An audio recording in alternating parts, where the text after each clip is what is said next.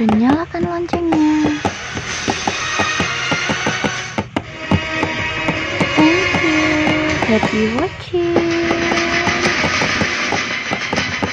Halo semuanya, welcome back to my channel. Kembali lagi di channel aku, Nisa Variansyah. So thank you sudah subscribe YouTube channel aku yang akan memberikan informasi tentang kesehatan.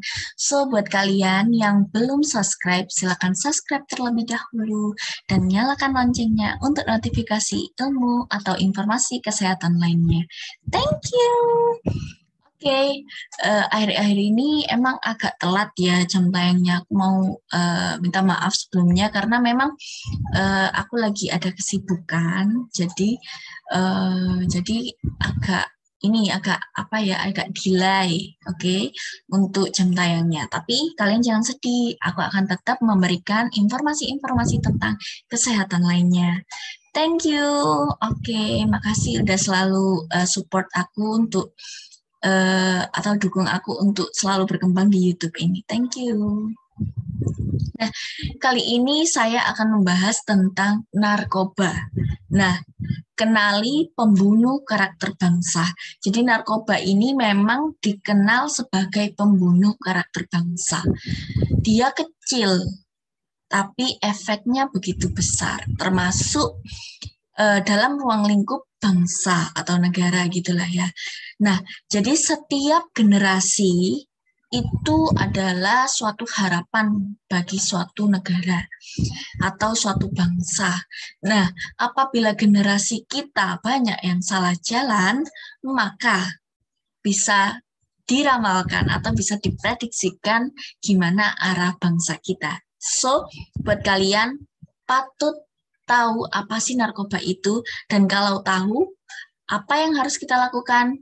Kalau bisa kita hindari, dan kita edukasi ke orang-orang yang sekiranya kurang tahu tentang narkoba. Mungkin banyak yang memikirkan bahwasanya narkoba itu adalah bentuk obat. Ya memang obat kalau digunakan dalam dosis yang tepat dan dengan izin atau legalitas yang benar. Tapi kalau tidak, maka jadinya ya ini narkoba, penyalahgunaan obat seperti itu. So konten kali ini kita akan membahas tentang narkoba. Jadi apa yang disebut dengan narkoba dan terutama bagaimana ciri-ciri pengguna narkoba. Meskipun tidak selalu ciri-ciri tersebut spesifik, ya kan? Tetap spesifiknya harus kita tes. Tapi ini kurang lebih efek atau dampak pengguna narkoba. Sekarang kita akan ke next slide. Nah, jadi apa sih narkoba itu? Nah, seperti yang sudah dituliskan, narkoba adalah singkatan dari narkotika, psikotropika, kemudian dan obat-obat terlarang, ya kan? Jadi narkoba itu singkatan narkotika, psikotropika, dan obat-obat terlarang. Sebenarnya ini semua bisa didapatkan berdasarkan indikasi pengobatan dokter. Jadi legal. Tapi kalau misalnya kita mendapatkan tanpa indikasi dokter, ini jadinya penyalahgunaan tadi. Mana-mana obat ini diperlukan untuk biasanya pasien dengan gangguan misalnya ya, dengan gangguan depresi seperti itu, kemudian mania seperti itu. Intinya kita harus mendapatkan dari indikasi dokter. Ya, namanya juga obat ya kan, didapat hanya dari dokter seperti itu. Nah, untuk jenis narkoba dan bahayanya. Apa saja sih jenis narkoba dan bahayanya? Ini adalah beberapa jenis narkoba ya, termasuk juga bahayanya. Yang pertama ganja. Nah, untuk bahayanya, mengkonsumsi ganja ini dapat meningkatkan resiko gangguan mental seperti depresi, cemas, ketergantungan. Kemudian apabila ganja ini dikonsumsi setiap hari, maka akan memperbesar resiko terjadinya gangguan cemas, ya kan? Jadi memang dia sampai saat ini ganja itu tidak dilegalkan sebagai obat di Indonesia. Masih belum, ya kan? Jadi, teman-teman sebisa mungkin untuk menghindari penggunaan ganja, ataupun jika kalian tahu atau ditawarin, ya kan, mungkin, itu kalian bisa memproteksi diri kalian. Oke, ternyata ini tuh efeknya lebih buruk dibanding efek senangnya gitu loh. Efek senangnya itu hanya sesaat dibanding jangka panjang yang akan kalian terima. Nah, ini aja sudah terlihat gangguan depresi, cemas, ketergantungan, pasti ya kan. Namanya juga psikotropika, pasti efeknya ketergantungan. Makanya perlu dengan pengawasan dokter, karena nanti mana-mana obat yang akan disebut dengan withdrawal, atau yang penghentiannya itu nggak bisa langsung, perlu bertahap. Karena efeknya itu withdrawal syndrome itu namanya ya. Jadi efek seperti sakau, ketergantungan, seperti itu. Kemudian yang kedua adalah ekstasi. Nah, ekstasi ini yang umum didengar di mana-mana ya, terutama yang paling banyak digunakan, termasuk yang paling banyak digunakan. Ini merupakan zat psikodislektik ya, atau zat pengganggu. Ekstasi mampu merubah aktivitas otak hingga menyebabkan perubahan suasana hati si penggunanya, ya kan?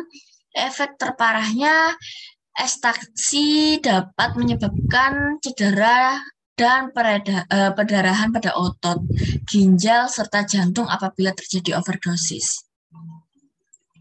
Ya, ini yang disebut juga withdrawal syndrome. Nah, di mana ini ekstasi ini kan biasanya dia itu merubah mood. Misalnya ya, kita depresi, minum ini kita jadi senang. Nah, ini yang biasanya dicari oleh para pengguna ekstasi. Tapi efek yang buruknya itu justru lebih banyak. Yaitu tadi, karena tidak sesuai dengan indikasi obat, pengawasannya juga tidak jelas, maka efek sampingnya justru lebih berkali-kali lipat parahnya, ya kan, seperti itu.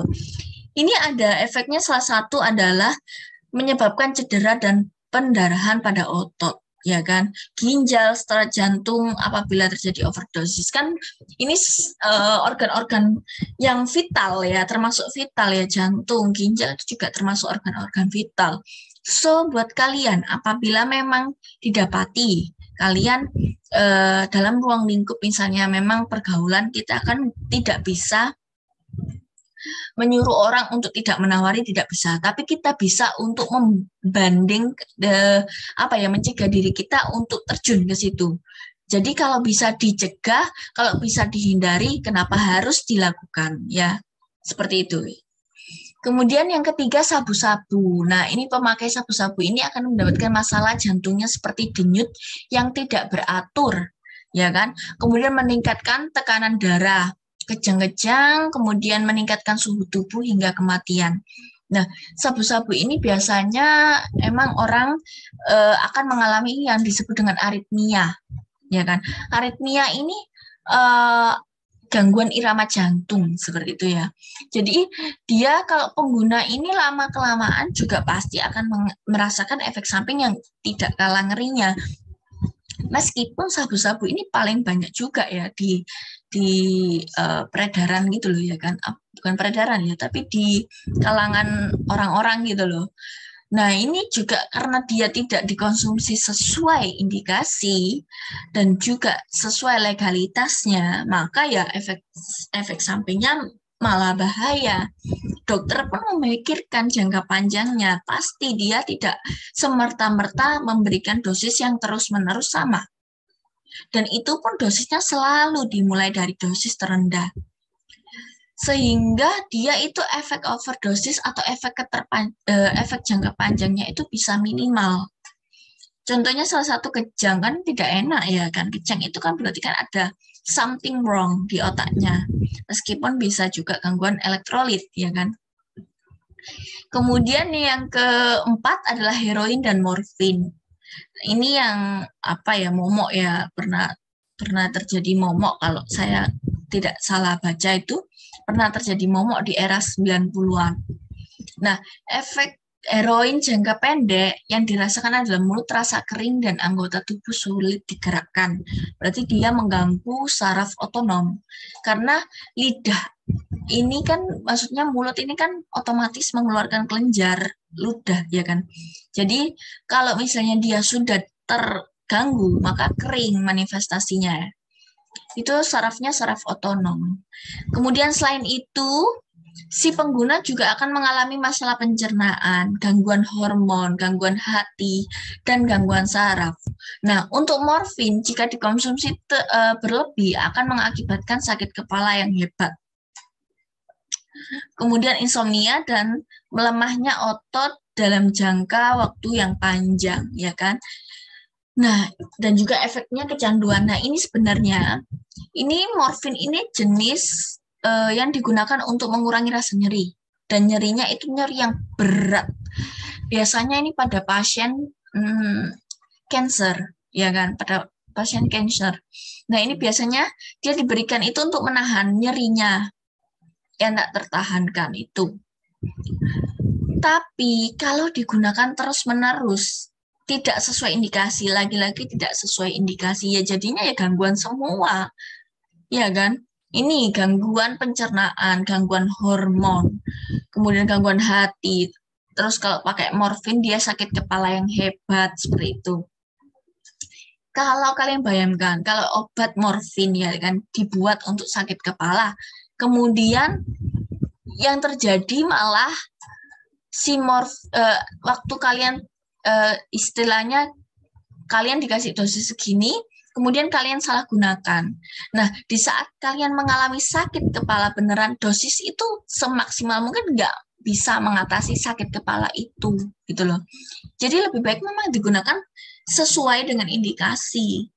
Dan itu pun nggak bisa loh ini diberikan dengan gampang gitu, nggak bisa. Karena kita pun kalau misalnya sebagai dokter ya kan, kita memberikannya harus tanda tangan jelas. Untuk kasus-kasus kita memberikan psikotropika, maka kita harus tanda tangan tuh di resepnya. Dan penulisan resepnya pun juga beda. Numeronya juga beda, semuanya beda. Memang ada spesifitas yang lebih.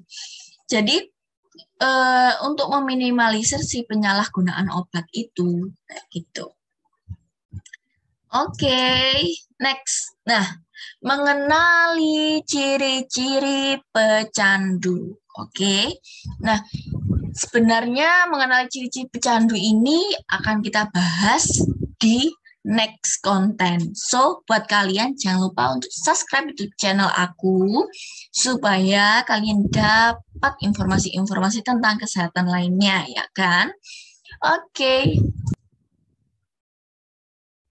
Oke, itu tadi adalah sekilas informasi tentang narkoba dan jenis-jenis dan juga bahayanya sekilas, ya kan.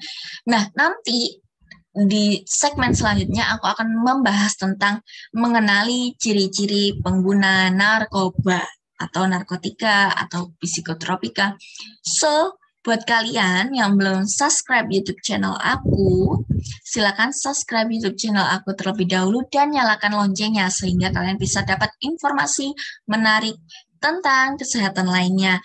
Dan juga jangan pernah ragu untuk menolak menggunakan narkoba, ya kan? Kecuali kalau kalian diresepkan oleh dokter atas indikasi penyakit kalian, maka ya kalian harus minum sesuai indikasi itu dengan dosis yang tepat, ya kan? Jangan sampai merugikan diri kalian sendiri, seperti itu.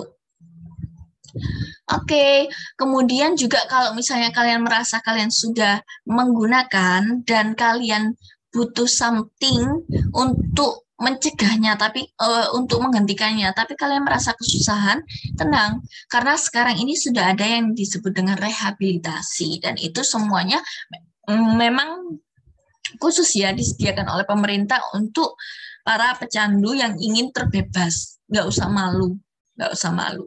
Selagi kita bisa memperbaiki kesalahan kita, mencegah diri kita untuk terjun terlalu jauh, kita bisa merehabilitasi, ya kan? Nanti kalau misalnya berhenti menggunakan ini, efeknya gimana? Nanti saya jadi sedih, enggak? Namanya juga direhabilitasi, kalian akan dibimbing di sana juga. dibantu seperti itu. Oke, so buat kalian untuk bisa berikan Q&A juga seputar topik kesehatan lainnya yang akan dibahas di YouTube ini dengan cara komen di bawah ini atau follow Instagram aku @nisafariansyah. Oke, thank you for subscribe di YouTube channel. Dan buat kalian generasi muda jangan pernah malu untuk menolak narkoba karena minum narkoba pun, pengguna narkoba pun bukan termasuk orang yang keren. Thank you. Bye. Sehat selalu.